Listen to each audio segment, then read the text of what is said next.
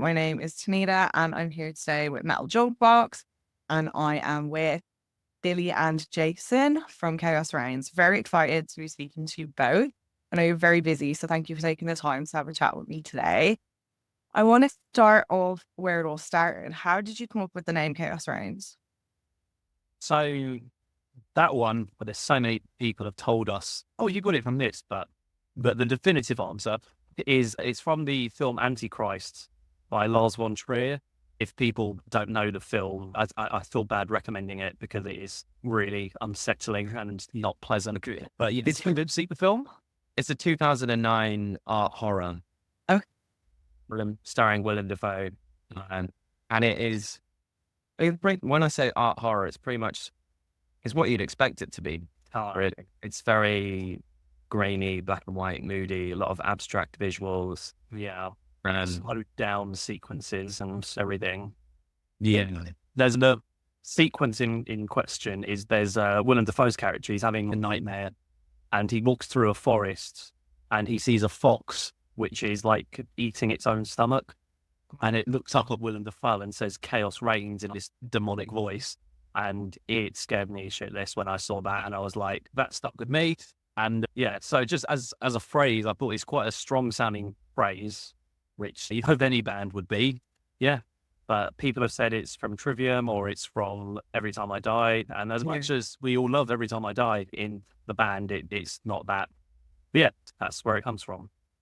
That's pretty original. Like a defining moment that's inspired the band now. That's really cool. That's very cool. And I got to listen to the EP Sweet Violence before pretty much the public. So that was really exciting. It was really good. Do you want to chat a little bit about the kind of creative process behind it? Yeah. Jason, do you want to go first or me? so I think it would make sense for you to go first because the way that we construct the songs is actually, so whilst I might be the lyricist and the vocalist, Billy is actually the songwriter of the band. And yeah, Billy is like the wizard behind the curtain. That is the man constructing this masterpiece. So lead with the instruments, and then I'll chuck the lyrics on top. So yeah, I wrote. I can't remember how long ago it was. I wrote these songs. It must have been like around the beginning of lockdown, like just before or during. And yeah, I don't really know if there's a strict process I have. It's more just writing what I want to hear and then like going back through it. And then, so the thing is, I almost present let's call it the finished product to the band in the sense that it's not just a blueprint. I've done a run through, then I've gone back and gone through it again and again. And then this is as much as I can do. Now I need people who are better at their respective instruments to improve this. And whether that's just something like, oh, the drums need to be in double time here, or this guitar needs to be doing something different in that section. I think the main reason why I write like the majority of stuff is just because I've had really bad experiences where people just come into a rehearsal room and go, what are we going to write? And we're on the clock, so something quick. And also you end up just like jamming and it's, yeah, that sounds amazing. And did it sound amazing, or were you just playing? I thought if I just have a product and spend days, weeks, months listening to it, and then I'm still not bored of it, then okay, this might have the potential. Let's show it to some people. In terms of the sounds though, I think it was just like trying to push boundaries a bit in terms of rhythms and like harmony and stuff like that. So I went to music uni, and so like I learned all like jazz theory and everything. And basically with Chaos Reigns, I've just gone, right, so I need to do the opposite of that, because otherwise our songs are going to be really nice and catchy. And that's like what we don't want. So it's like learning about all my intervals and harmonization. Let's just ignore that. So yeah, there is a lot of like dissonant and discord in there, and like it might sound like unpredictable and everything, and like it's, oh, what are they doing? But I have thought it through. So yeah, I don't know what else to say without what. But Billy's a meticulous, if you haven't gathered, Billy is a very meticulous songwriter. Yes. So the way I like to describe it is essentially it's chaotic, but it's calculated. And so Billy essentially will provide the foundation for the songs. And like, I think it's quite important for us to mention that one of the reasons this EP is so special is because we had a bunch of new members, myself including, join the band around 2020. So there was like a period of, I think it was between 2020 and 2021, where we essentially, 3 members of the band left and 3 members joined, myself included. And so we essentially, this is like our first full body of work as a new lineup. And there's been the process of learning how to work with each other, learning the different working styles, how can we be as cohesive as possible. But one of the core strengths of the band is that Billy gives us this really strong foundation to jump off of. In terms of how one thing that is quite cool is that lyrics and vocals is very much my territory. That is like somewhere that Billy doesn't really wander into. I get a lot of free reign on that, which is nice. I tend to I draw inspiration from either like my personal experiences of life, things that are affecting myself or society. I don't know if you've got like a lyric sheet with the EP. No, to listen very intently.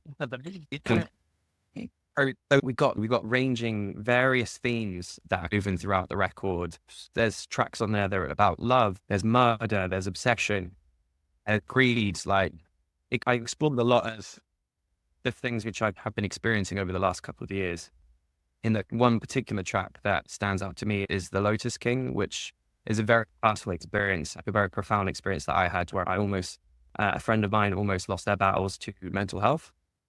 And I came very close to losing someone very dear to me. And that song is essentially, the more I reflect on it, it feels like some sort of ballad, to be honest with you. But so yeah, that's a little bit about the lyrics. Yeah. But yeah, in terms of the creative process, this is Chaos Reigns, phase 3, I think? Basically, yeah. So first phase was like when I formed the band, then a couple of the guitarists left, Alex and Dan, and then Joe joined, who's still our guitarist today, and Lawrence left. So around the same time Jason joined, and Max, our drummer, left as well. All for varying reasons. There's no bad blood or anything. So yeah, I see this like the 3rd iteration, and I think the music has developed along with that, like not just evolving, but like the outside influence. Not the outside influence, but like the influence of the new members. Yeah, like stuff that Jason might listen to more than what I listen to is going to be introduced, and so on and so forth. That's an amazing process. Thank you for sharing. Oh, sorry. I don't know if we really answered the question. No, it's super inspiring, and I love how the EP, it covers so many topics. Like, it's so interchangeable, and they're all like super, super important. So it's awesome. Thank you for explaining. I'm going to read out a quote. I've stuck a couple of quotes to my wall. I might keep them there because they're quite cool. But one of them, it's been described as capturing the tension between the beauty and brutality of existence. And yeah, can you like explain a bit more about that? So I think at some point over the last few years, I really started working on mindset and just what it means to be alive. Something that I think are really quite profound is that you essentially choose your own adventure with life. You don't choose what happens to you, but you choose how you react to it, how you respond to things. And that mindset and that perspective often affects how you view the world as well. Yeah. I'm quite an optimistic, positive person, but I've spent time around people who view the world completely different to me. And so it's just fascinating how there's such a thin line that separates everything, every extreme emotion. They always say there's like a thin line between love and hate. There's a thin line between pain and pleasure. And yeah, lyrically for me, it was like an exploration of some of those themes. Yeah. Like how someone can go from, I thought about one of my early heartbreaks and how I hate how much I love this person. And so it is as cheesy as that sounds, but yeah, honestly, like it's strange how like life just leaves these indelible marks on you, but then that kind of ends up forming you as a person. And it also like forms whether you choose to use some of those characteristics and experiences and things to make your life better, when better for the people around you, or whether you choose to just go, I'm going to go the other way. Yeah. Massively. That's so heartfelt. I love that. That's amazing. No worries. It's all about the mindset, isn't it? Absolutely. Yeah. Like I think, yeah, I think it's something that I've learned. I spent a lot of time on, particularly since the pandemic. Like, suffered a few tragedies, and like just how I really admire the strength of people that kind of pick themselves up and keep going. And yeah, it's like I said, it's an exploration of all of those themes and those emotions, and just, yeah, how they're all so closely woven together. But yeah, it's how we're all, and how us as human beings are all, we're all in one shared reality, but at the same time, we can all be having very different experiences. Very true. I love that. There's another quote as well I read out, and it was, "We wanted to create something that cuts deep and explores the contradictions of life." I think you've just explained that quite well. But is there anything else you want to add to that statement? I could go on and I could probably offer a lot of philosopher insights and things like that. But yeah, no, it is, yeah, like going back to what I was saying, it is that thin line which separates everything, whether it's love, hate, pain, pleasure, like all of those really strong, vast emotions that we all feel, and just how strange how they're all interconnected, and how one thing that I learned is that no emotion is necessarily a negative emotion. Oftentimes people will say, "Oh, this is good. You should feel like this. It's a good thing. You shouldn't feel like that. That's bad." But I often think that what is perceived as a negative emotion is actually a lesson.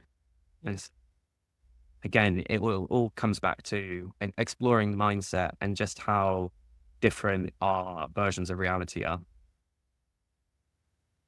Love that. That's brilliant. And the EP is going to be released on the 30th. 29. 29. So close, so close. It's amazing. Yeah. Surprise, it's coming a day earlier. Isn't it? I can't read a calendar, evidently, because I thought the 30th was Friday. But it's Oh, that's it. That's so great. Okay, so it's coming out on the 29th and available on all streaming platforms. yes. Cool. Which songs from the EP do you feel that you relate to the most, or which ones are your favorites? I'm going to have to let Jason decide. Musically, I don't know. Which one's your favorite? Well, the thing is, they all scratch different itches. And I know this is going to probably come across as sounding like really arrogant, but whenever we play like our set and we get to the next song, it's like, oh, I get to do this bit in that song. Or, oh, this is the bit where so-and-so happens.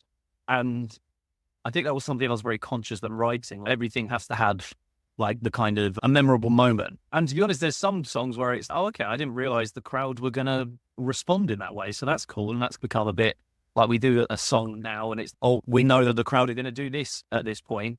But yeah, I'm trying to think. I don't know. I do really like The Lotus King, the one Jason said, just because I feel like when I was writing that, I went outside the comfort zone, but not even the comfort zone, just like the normal structure of it. But then at the same time, Graveyard Shift is just so immediate and in your face that, yeah, I feel that Graveyard Shift is the one where if you played that song that's never heard us, they're just going to go, whoa, what was that? So maybe I'd say Graveyard Shift. Okay. Yeah, I think I probably have to agree with Billy. I got my two favorites. Sure. Graveyard Shift. It's the track that like I describe as like the knife of the records, because it's straight in there. And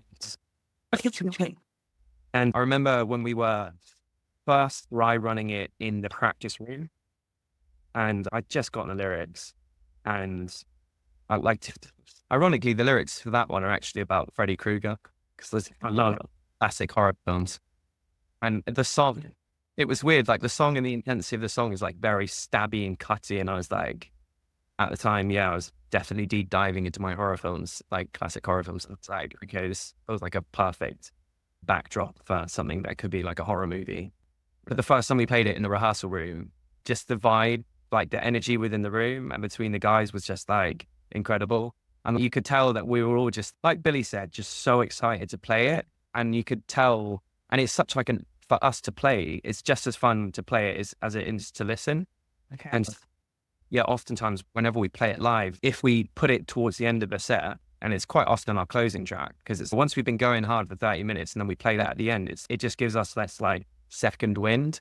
Yeah, it's such an energetic, fun, but like discordant and stabby track. But yeah, it's just it's like the one track that I would recommend to anyone if I had to say, oh, what can I listen to your band? What do you sound like? Then I'd be like, okay, just listen to this track and then come and speak to me. And then, yeah, the second track would have to be The Lotus King. Just, it's so profoundly different to the rest of the music that we put out. And just because of the close personal connections for me lyrically. And obviously it has a guest feature as well with one of my close friends. And so he also shared a very close connection to the story of the song. And so, yeah, it feels like this kind of wholesome, hopeful kind of full circle moment for us. And I think the track itself is just, yeah, it's somber, but incredibly powerful. Absolutely. That's great. And would that be your favorite song to play live, do you think? No, I still think it's great work. Yeah, that was just, Instead. What, your all-round favorite? it's like spinning a Beyblade. It's just, That's honestly great. Yeah. Great. I must admit, I do with the Violent Delights, because I suppose that's got more of the weirder moments. There are some people that you can just see the reaction of what are they doing here, which is always, that's what I always want, because I think even when you go to a gig and there's like heavy music playing, when it's all just up here and that volume, that intensity is really easy to zone out. And it's just having that moment where it's, oh, all of the guitars have dropped out and there's the bossa nova bass line. It's just those little things that make people wake up. So I do doing like those kind of, I do performing those songs live, well, that song. But yeah, also Graveyard Shift, just because it is so intense and immediate. I remember, I don't know who the quote is from, but it was something along the lines of, if you're trying to pitch your song to a record label or management or whatever, they're going to listen for 20 seconds. And if they're not interested by then, we have the benefit that most of our songs are around 2 minutes. So by 20 seconds, you've heard, I'm going to do it. But also, I don't think any of those songs take longer than 20 seconds to get going. They're all pretty much like Graveyard Shift. It's what, less than a second before the vocals have even started. that said, people have said, like, how is this song only 2.5 minutes long? Yeah. It spans so many different areas. Yeah.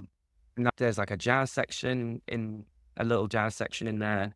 And then there is like a repeated phrase. I put a repeated phrase in there as like a hook around the lyrics. But then we have the big breakdown at the end as well. So it has all of the composition of a great track, but it's just tightly packaged up into a 2.5 minute. That's called efficient songwriting. Absolutely. One person did describe it as an aggressive shag. Thoroughly enjoyed. Wow. A very, very cool, right? Good description. Yeah. Yes.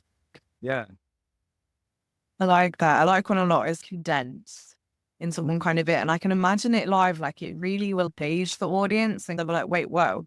And then bring them back. So that's brilliant. Awesome. I think, sorry to go back, that with a lot of the songwriting, I think a lot of my experiences is like, you play a song live, or you watch someone play a song live, and then you learn what works and what doesn't. And there's a lot of times where I've played with other bands or just seen other bands, and this song is 5 minutes long, and I can't remember any of it. And it's just things like, okay, I've got to make sure that the next song I write is much shorter and has bits that you can remember and like you can latch onto. And I always think that with our songs, there's always something you can like, if you were describing it to someone, you can know, oh, that's the song with that bit in. Oh, that's the song opens with the drum fill, or that's the song which has got the weird glitchy guitar sound. Yeah. So, every song like has a right to be there and stand out. And as I said, like, I'm nothing is overstaying its welcome. It's so tempting as a songwriter to go, I really like this section. I want to play it 4 times. And it's no, play it once and then someone will listen to it 4 times so they can hear it. Whereas if you play it 4 times, they're only going to listen to it once. So it's just that, don't give people too much because then they'll come back for more. So it is tough. There are so many sections in our songs where I'm like, I wish this could go on for a bit longer, but you've got to draw the line between like self-indulgence and giving the audience what they want. Yeah. Does it serve me or does it serve the song? Yeah. Okay. I love that. It's like musical mathematics. Like that's really Yeah, Billy is like brains of that. It's like Chaos Reigns is made up of 4 incredibly talented musicians and myself. but a very good lyricist. I cannot write I feel almost bad for Jason and Dan, our previous vocalist, where it's just like, go on then, write something. You know, it's good. You know. Cool. And you're currently on tour. What have the highlights been? For me, it's going to new towns and cities because we are still, not known. Like, people do not know who we are, but we turn up and there are people that are going, oh, we came here to see you. And it's just like, what? We went to Manchester for the first time. How long ago was it? Like 2 weeks ago now? Or yeah. And we've never been there. And I expect it to be a room of people who will like us that haven't heard of us. And I think it was like 2 people came up to Jason and said, oh, we saw you guys on TikTok like a year ago and we came to see you. It's just like, oh, wow. Like, it's always like really humbling that there are people who are hearing us, because I always assume that people who know us are because they have already seen us. But yeah, so for me, that was a highlight, just having people who are at a show and we came here specifically to watch it, which is, yeah, really, as I said, humbling and just surprising. Yeah, there's a lot of it's like self-doubt and imposter syndrome that comes with being a musician, for sure, and being in a band. Like, you never know how your material is going to be perceived and received, and whether you're going to have people who are just after a short-term experience or who are in it for the long run. So when we play these kind of like places for the first time, and Billy said, like, we played this like all dayer in this place in Oxfordshire. Whitby. Well, was it Banbury? Whitby. What What are you talking about? Whitney? It was Whitney. Whitney, I see. Whitney, like Houston. And yeah, but there's a couple of dudes there, and bearing in mind it's on all day, and there was like loads of bands playing, and there was this group, and they'd specifically come just to see us. And I was like, but there's all of these incredible other bands playing as well. And they were like, no, we saw you play at Oxford. Our friend told you about us. Saw some of your videos on TikTok and stuff. And like, just interacting with people and yeah, meeting people on the road that have like in some way been touched by our music and just like get what we're, and then take the chance to just come out and see us play and then leave having had a great experience. And we get to meet them as well. For me, it's the most fulfilling part of a lot of this. So. Awesome. That's amazing. And your music video, First Sins of Success, it's got such cool graphics and everything. Can you like explain that, like the meanings behind it, and how did you come up with your vision for the music video? So I guess it's probably like important to look at it from like the beginning. It all started with the color red. Mm-hmm. So if you take a look at like our socials or our visuals or anything that we put out, the color red is like the sort of like the emotion and the feeling and the mood that we wanted to be the backdrop for this entire release. Mm-hmm. The EP artwork, single artwork, all of that, you'll always see like an element of red in there. And so that was like the jumping point for the visuals. It was Billy that identified this incredible visual editor, Teresa. So I'll hop over to Billy and let him explain the... Yeah, I think I don't know if we had a full discussion, but we were talking about having a visualizer video. It's like Graveyard Shift was a performance-based one, so we thought, oh, this could mix it up a bit. And I found Teresa, who goes by the alias Abhorrent Disobedience. She's amazing. Check out her stuff on Instagram. It's all incredible, and it's very much in the same vein as our Sins of Success video. I found her because she worked with Death Goals, who are friends of ours, and they'll be playing with us in a few weeks' time. But yeah, super friendly person to work with and just really understood what we were going for. So much like back and forth about the idea. We sent over the lyrics to the track as well as some kind of like visual cues. A lot of it is about like corporate greed and whatnot and like money and wealth. So you see that in there. And I think a main influence was the, what would you call them? Like the indoctrination type videos in films like Clockwork Orange, where you're just being bombarded with all this imagery. Or even at the beginning of 28 Days Later, when it's like all the monkeys are being infected with rage, which kind of like with the song. But yeah, I've seen visualizer videos before, but I was really impressed and happy with the outcome, because I love music videos, and there's certain classic ones that you go back to and watch, and I'm just like, this really accentuates the song. And yeah, I cannot praise Teresa enough for it. Yeah, it's Jason. Oh God, Yeah, Billy nailed it. We wanted it to feel like this subliminal, indoctrinating video that could almost be spliced in. Like I think the brief was like that scene in Clockwork Orange where he's got his eyes pinned open and like he's being forced to watch this movie, and that's essentially what we wanted it to feel like. Just obviously the song itself does take aim at like capitalism and this kind of need to do better than the person next to you, and the rat race in particular. And it's just kind of, it's that programming effect that we wanted to emulate in the video. And yeah, she absolutely really can get with it. Absolutely. So we've got about 5 minutes left, and I just wanted to check in with you about any like promo coming up and what the future holds for Chaos Reigns.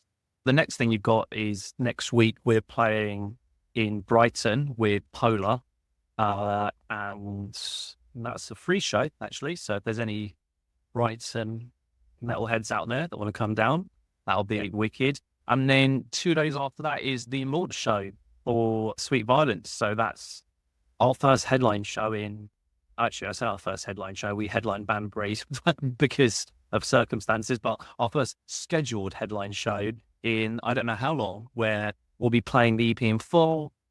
We've got a great lineup of bands who we admire and have worked with and want to work with. As I said, we've got Death Goal supporting like main support, which is amazing. Neon Rituals, who are from Leeds, am I right in saying that? Yeah. Then Monochrome, who we played with we played with them in Bristol, Edinburgh. They're really cool and modern metal sound. But yeah, really looking forward to that. That one's free entry as well. So any London heads about. And I think that's it. Well, that is it for 2024, isn't it? Yeah, that's right. Yeah, so we've got 2 shows left this year, Brighton and London. The EP obviously comes out this Friday. I'm super excited for everyone to just get their hands on that. And then we'll be kicking things off next year at the Black Heart with a band called State of View. Very good friends of mine. I started with their music videos actually. As a corporate guy in a suit as well, maybe. Oh, wow. Yeah, so that's what we'll be kicking things off with next year. And then, yeah, the plan is basically to take Sweet Violence around so that people can actually see it live and, yeah, come and witness it in its as it's intended, which is crazy and live. Amazing. I love it. It's been so nice chatting to you both, and it sounds like you've got a really busy few weeks up ahead as well. It's exciting. Yeah, it's going to be a really cool end to the year, for sure. Definitely. Amazing. Cool. Thank you so much for everything. It's been awesome, and hopefully I'll catch you on tour soon as well. Yeah, we haven't really gone that far north, so we need to step out. Or Definitely. whereabouts are you based? I'm Sheffield. Okay. Yeah, we haven't done show. Yeah. We've got some good venues. Yeah, no, I've heard you guys have got like an incredible sort of hardcore scene up there as well. It's good. Very blessed. Well, if there's any Sheffield promoters listening, Could all your Sykes is listening. Oh, 100%. Yeah, please. If you listen, I'm here. Cool. Okay. thank you so much. Very cool. Okay, thank you. Nice to meet you as well. And For you too. No, of course. And hopefully I'll catch up with you soon and feel better as well. I hope your sinusitis gets better. Thank you. Yes. Hopefully I'll get hearing back in my other ear just in time for the shows. That would be ideal. was. Feel good luck with the launch and everything and the rest of the tour. All right. Thank you very much. Cheers. Take care. Bye.